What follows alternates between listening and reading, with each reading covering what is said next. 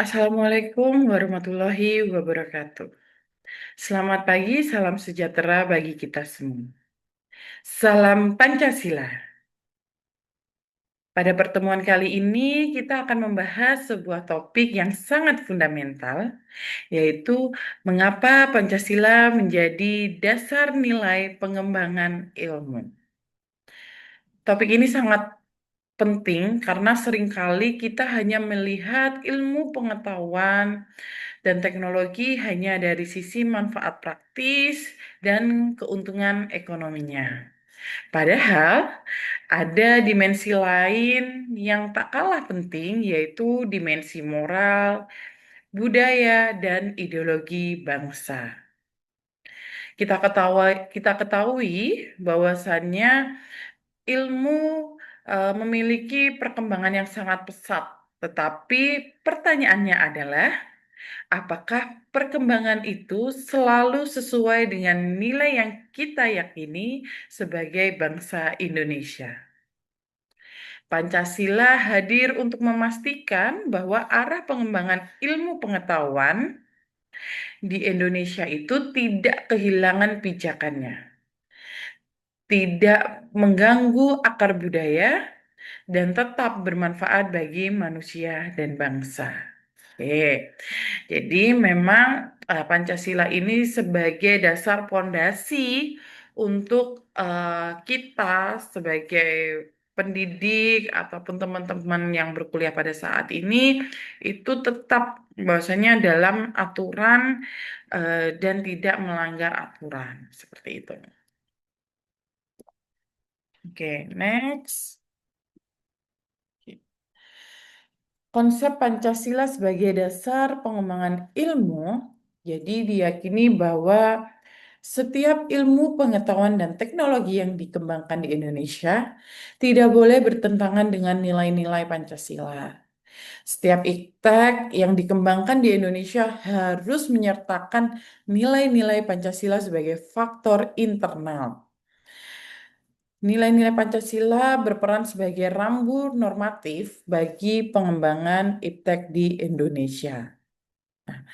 Setiap pengembangan iptek juga harus berakar dari budaya dan ideologi bangsa. Nah, teman-teman mahasiswa, Pancasila ini memiliki kedudukan yang sangat penting sebagai dasar nilai dalam pengembangan ilmu. Maksudnya bagaimana? Setiap ilmu yang kita kembangkan di Indonesia harus sesuai dengan nilai-nilai Pancasila. Yang mana kita sudah bahas nilai-nilai tersebut ya. Dan ilmu itu tidak boleh berkembang secara liar, tanpa arah, hanya demi keuntungan pribadi, pasar, ataupun keuntungan sesaat. Itu tidak boleh. Jadi memang ilmu itu harus selalu memperhatikan faktor internal bangsa kita, budaya, etika, dan nilai luhur. Dengan cara itu, ilmu bukan hanya canggih, tetapi juga bermanfaat secara manusiawi. Nah, contoh nyatanya bagaimana? Jadi di dalam riset ya, di dalam riset contohnya di bioteknologi pangan nih, peneliti di Indonesia harus memperhatikan aspek kehalalan. Nah, kita kan seringkali beberapa berita media itu menginformasikan restoran ataupun tempat makan yang harus memiliki sertifikasi halal. Nah, gunanya apa ya? Gunanya memperhatikan aspek kehalalan dan keamanan pangan seperti itu. Jadi boleh melakukan rekayasa, boleh melakukan inovasi produk, tetapi harus sesuai dengan nilai ketuhanan dan kemanusiaan. Jadi halal otomatis kita sebagai warga negara memiliki keyakinannya masing-masing. Nah, keyakinan itu berada di eh, Pancasila sila pertama gitu kan. Nah, artinya yang mana kalau kita membuat inovasi produk itu tidak hanya menguntungkan secara ekonomi gitu, tetapi juga aman dikonsumsi masyarakat dan sesuai dengan norma agamanya. Ya, jadi memang konsep dalam dasar nilai pengembangan ilmu itu tadi tidak hanya ketuhanan ya, tapi juga bisa kemanusiaan ya, dan sila-sila yang lain itu harus dalam riset kita harus perhatikan salah satu dari nilai-nilai Pancasila tersebut. Oke. Nah, lalu apa urgensi Pancasila sebagai dasar nilai pengembangan ilmu?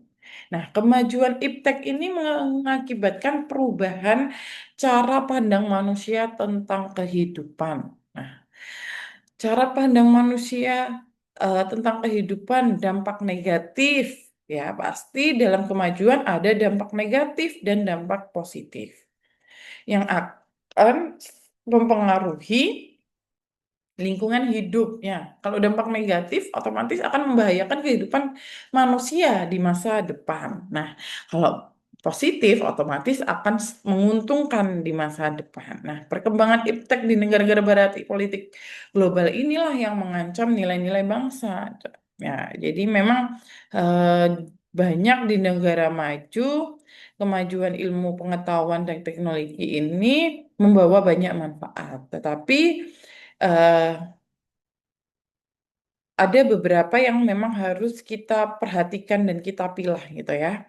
Kita bisa berkomunikasi dengan lebih cepat, mengakses informasi dengan mudah, dan meningkatkan kualitas hidup itu karena perkembangan teknologi-teknologi yang ada.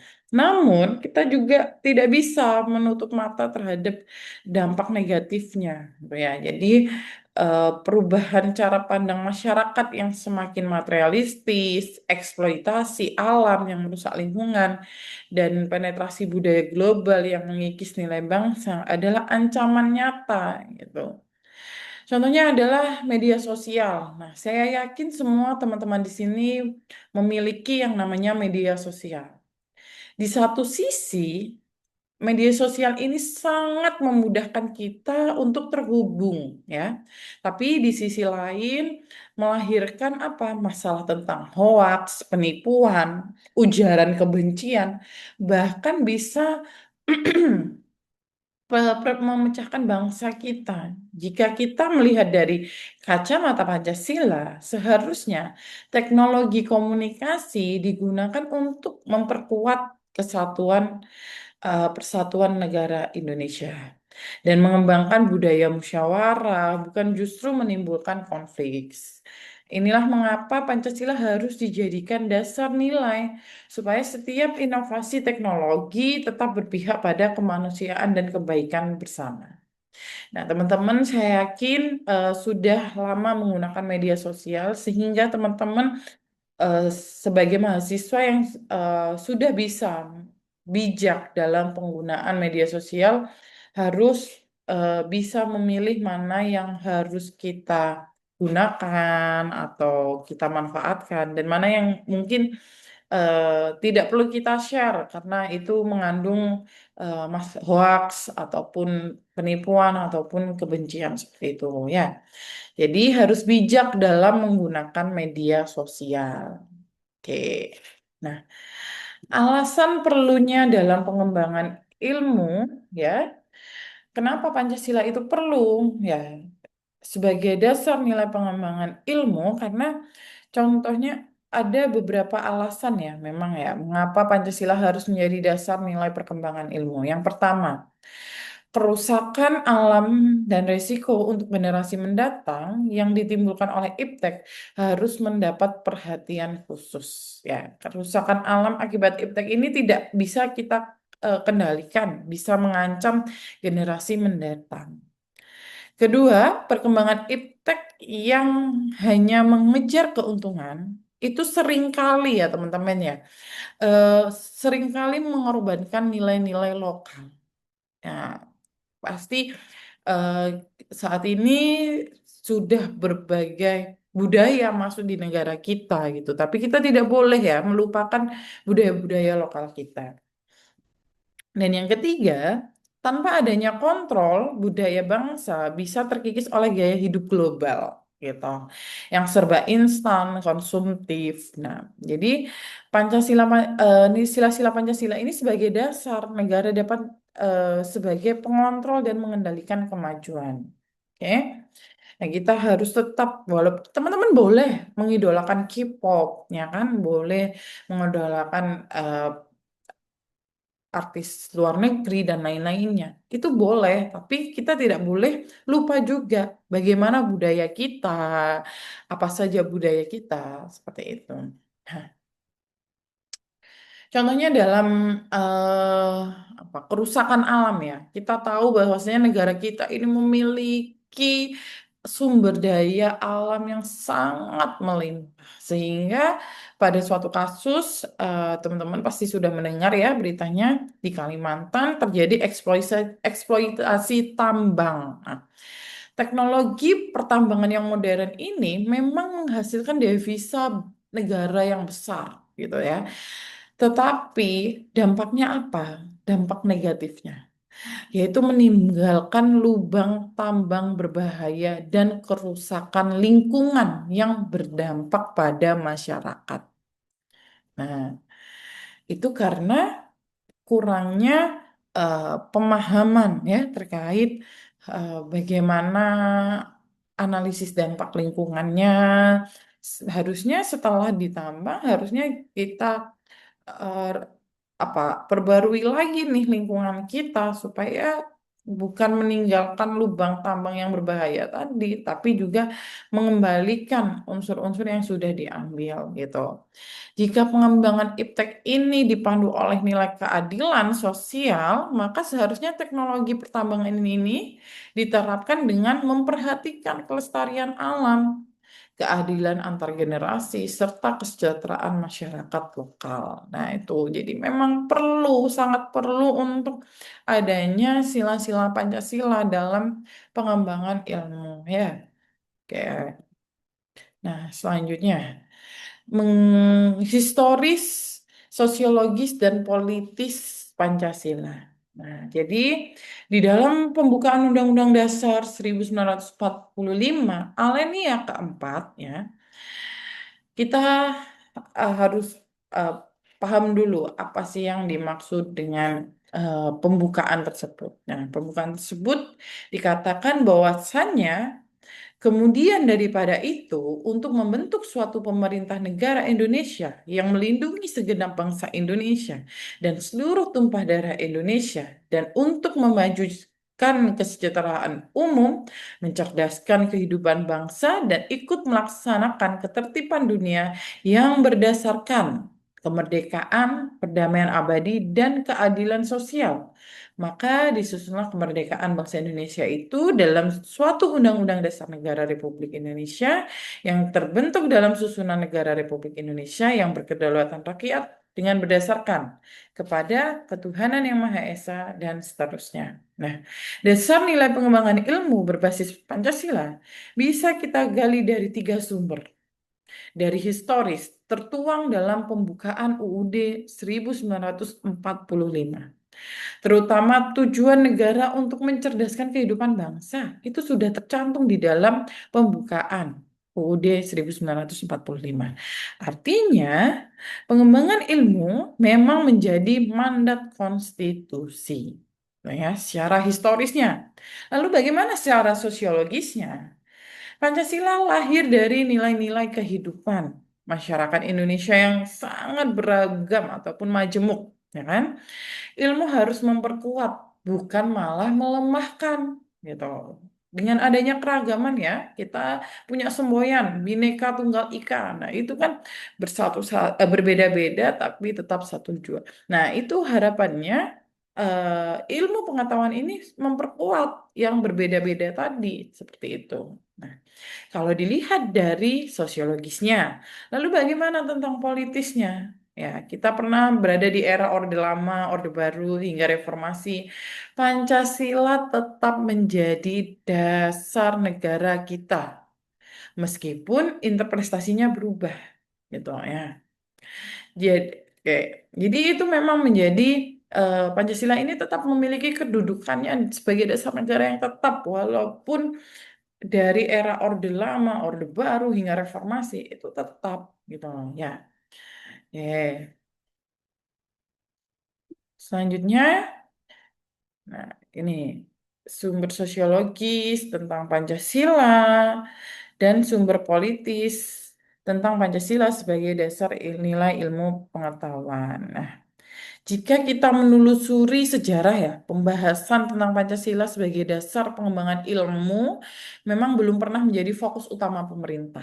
Ya, yang lebih sering dibicarakan adalah hubungan ilmu dengan pembangunan atau ilmu dengan ekonomi. Ya, yang jelas harapannya dengan hasil-hasil riset, ya kan, riset perguruan tinggi, banyak peneliti ini diarahkan untuk tentang bagaimana pembangunan. Nah, pada saat ini di era presiden kita saat ini, kita lebih memfokuskan ilmu hilirisasi. Jadi ilmu hilirisasi untuk meningkatkan ekonomi kita seperti itu. Nah, padahal tantangan kita sekarang adalah bagaimana menghadapi kapitalisme, bagaimana menghadapi globalisasi, dan bagaimana konsumerisme dan pragmatisme. Nah, semua ini mendorong ilmu berkembang lebih untuk kepentingan pasar dibandingkan kepentingan bangsa. Seperti itu.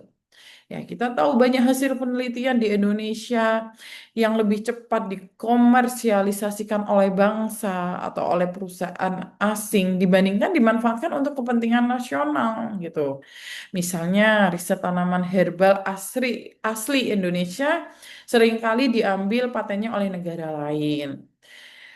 Jika kita berpijak pada nilai kerakyatan dan persatuan, seharusnya hasil riset semacam itu dilindungi, dikembangkan, dan digunakan untuk kemakmuran Indonesia. Ya, ya.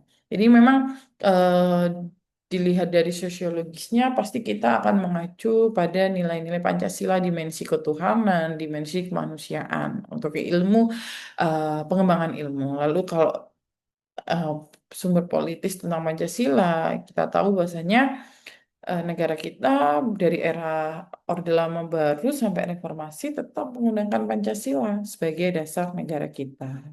Eh. Lalu bagaimana sih membangun eh, dinamika ya, membangun argumen tentang dinamika dan tantangan Pancasila dalam pengembangan ilmu. Argumen tentang dinamika Pancasila ini sebagai dasar nilai pengembangan ilmu. Pancasila sebagai pengembangan ilmu yang belum dibicarakan secara eksplisit. Nah, tadi saya katakan bahwasanya biasanya memang ilmu ini itu hanya untuk kepentingan ilmu dengan pembangunan, ilmu dengan ekonomi, seperti itu. Nah, para penyelenggara negara pada umumnya hanya menyinggung masalah pentingnya yang berkaitan antara pengembangan ilmu dan dimensi kemanusiaan. Nah, argumen tentang Pancasila sebagai dasar nilai perkembangan ilmu yang kapitalisme, globalisasi, tadi sudah saya sampaikan ya, bahwasanya semua ini mendorong adanya, mendorong ilmu berkembang lebih untuk kepentingan pasar, gitu, dibandingkan dengan kepentingan bangsa. Oke. Lalu bagaimana esensi dan urgensi Pancasila untuk masa depan? Jadi kita ketahui bahwasanya nilai-nilai Pancasila memberikan arah jelas bagi pengembangan ilmu. Ya, dilihat dari ketuhanan, ilmu itu harus bermoral, tidak merugikan manusia.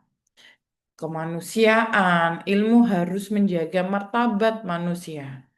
Persatuan harus memperkuat integrasi bangsa, sedangkan kerakyatan ilmu harus lebih demokratis, melibatkan masyarakat, gitu kan. Dan yang terakhir adalah keadilan sosial. Jadi ilmu itu harus memberi manfaat yang merata. Ya, sehingga dalam contoh nyatanya dalam pengembangan energi baru terbarukan, misalnya tenaga surya, jika berpijak pada nilai keadilan sosial, maka pembangkit listrik ini harus bisa diakses seluruh masyarakat pelosok, ya, bukan hanya untuk kota besar. Ya, dengan begitu, ilmu yang benar-benar menjadi alat pemerataan kesejahteraan. Ya, jadi memang ilmu dari masing-masing nilai-nilai Pancasila ini punya eh, apa arti atau ilmu itu harus memiliki esensinya, ya, mulai dari tadi moral, terus ke martabat manusia, integrasi bangsa, dan itu harus ada di dalam pengembangan ilmu di Indonesia. Seperti itu. Urgensi Pancasila sebagai dasar nilai IPTEK di masa depan bahwasanya perkembangan ilmu pengetahuan dan teknologi dewasa ini tidak berakar pada nilai-nilai Pancasila, budaya bangsa Indonesia sendiri. Nah, lebih berorientasi pada kebutuhan pasar dan belum melibatkan masyarakat secara luas. Nah, saat ini memang masih cenderung ya orientasinya masih ke pasar, belum sepenuhnya dari budaya dan masih belum banyak melibatkan lah masyarakat luas. Karena yang biasanya ilmu pengembangan ini lebih kepada riset-riset ya, mahasiswa yang melakukan riset seperti itu. Jika berpijak pada nilai Pancasila, otomatis seharusnya pengembangan eh, ilmu dan teknologi ini tidak hanya untuk keuntungan ekonomi, tapi untuk menunjukkan, ya, memajukan, ya, atau pendidikan, kesehatan, layanan publik bagi seluruh masyarakat di Indonesia. Ya, itu ya teman-teman. Jadi memang sangat penting Pancasila ini di dalam ilmu pengembangan ilmu. Oke. Nah, sebagai penutup dapat kita simpulkan bahwasanya Pancasila bukan hanya sebagai dasar negara, melainkan dasar nilai pengembangan ilmu, pengetahuan, dan teknologi. Jika kita atau teman-teman semua konsisten menempatkan Pancasila sebagai pedoman, maka ilmu, pengetahuan, dan teknologi di Indonesia akan berkembang secara manusiawi, berkeadilan, dan berkelanjutan. Gitu ya.